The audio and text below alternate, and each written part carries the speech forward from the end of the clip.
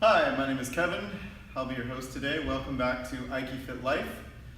In today's video, I want to talk about moving from the center and how the body movement creates circles and angles, and how moving with your fingertips can enhance your ability to move the opponent. When we use a sword, the sword stays in the center of the body, inside the shoulders. The left hand, ideally, never leaves the center of my body. The right hand, or the top hand, is what directs the sword to where I'm cutting. Even if I'm cutting horizontally, my body turns so that the blade comes across, but my left hand is still in the center. So whether I'm cutting here or I'm cutting up, my right hand is what directs the sword. My left hand stays in the center because the seat of the sword is in the center of the body. So my hands never really extend past my shoulders. The tip of the sword extends past my body or extend past my shoulders or my side. But my hands stay in the center. And to cut at different angles, I don't throw the sword way out here so much as I move. If I'm cutting at an angle, my whole body moves. And that is what changes the angle of the cut. And that's what I want to demonstrate today with Aikido, translating it into hand movement from the sword movement and creating circles with the body movement itself. So, translating from the sword into body movement itself. When James grabs, if I'm going to do shionage, instead of waving my arm in a great big circle here to make the circle in James's body, I'm going to keep my hands in my center, raise my hands, step my foot, turn my whole body, and cut him down to open up, keeping my hands in my center and cutting him down.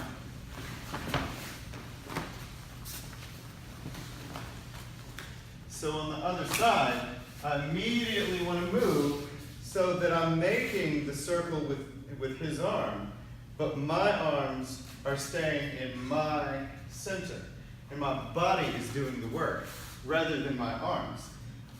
With Kotegaeshi, if he's grabbing cross-side here, instead of bringing my arm out to the side and bringing it around in a spiral, I'm going to step directly out so that my hand is always in my center, so that I have as much power as possible moving with my whole body.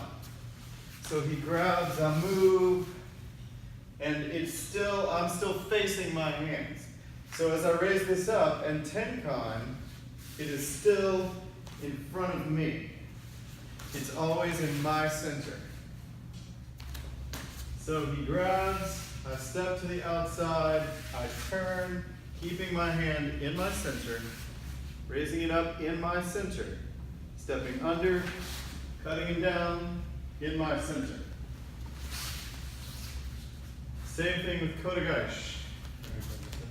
So I'm stepping, keeping my hand in my center, spiraling him, raising it up in my center, and cutting him down in my center.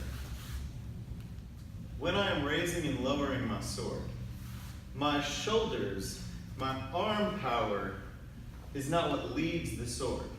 So when I am raising my sword or cutting with my sword, my hand closes pinky to index finger.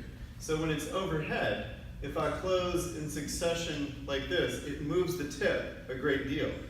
I should not let go and literally close, but just figuratively, that's where the tension is, right? From bottom to top.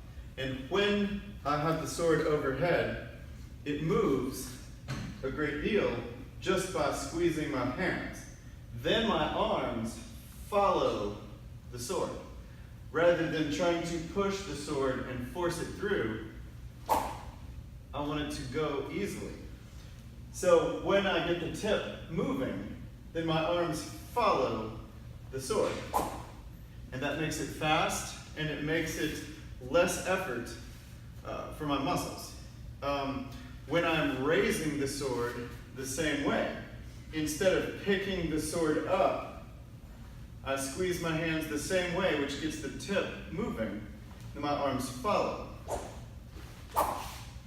So it moves quickly and effortlessly.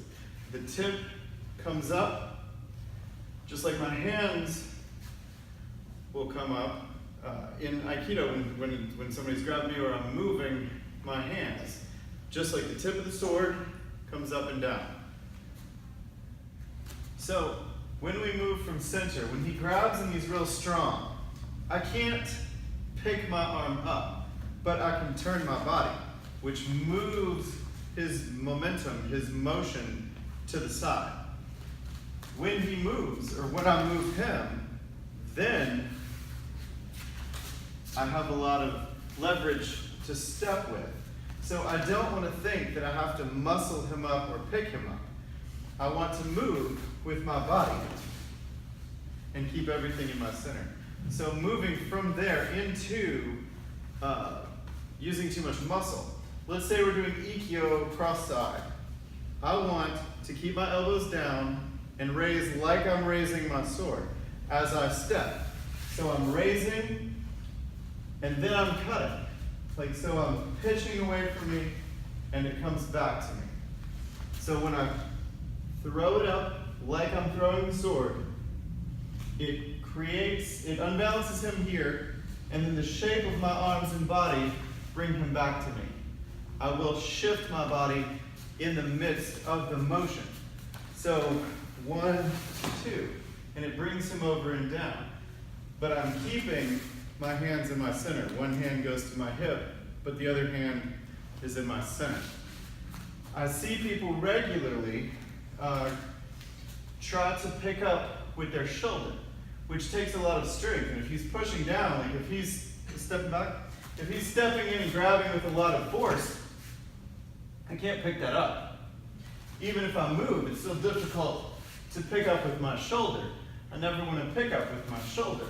I want to pick up with my fingertips so that I can push him over. If I lead with my shoulder and I'm stepping into it, I'm handing him Ikkyo. So if he's quick and he knows Aikido too, and even though he's grabbing me, I'm stepping right into Ikkyo myself. So if he's moving in to grab me firmly, I can't force this. What I want to do is not fight his motion. So as he comes in, I step out of the way and let this motion pass. As my fingertips come up, my body turns so that I keep my hand in the center. But as he comes in, it comes up, and then I can cut it down. So today we were talking about moving from center, moving with your body and your hands staying in your center. I hope this helped you. I hope you enjoy our videos. Thank you, James, for coming out. Thank you, Kevin. And have a nice day.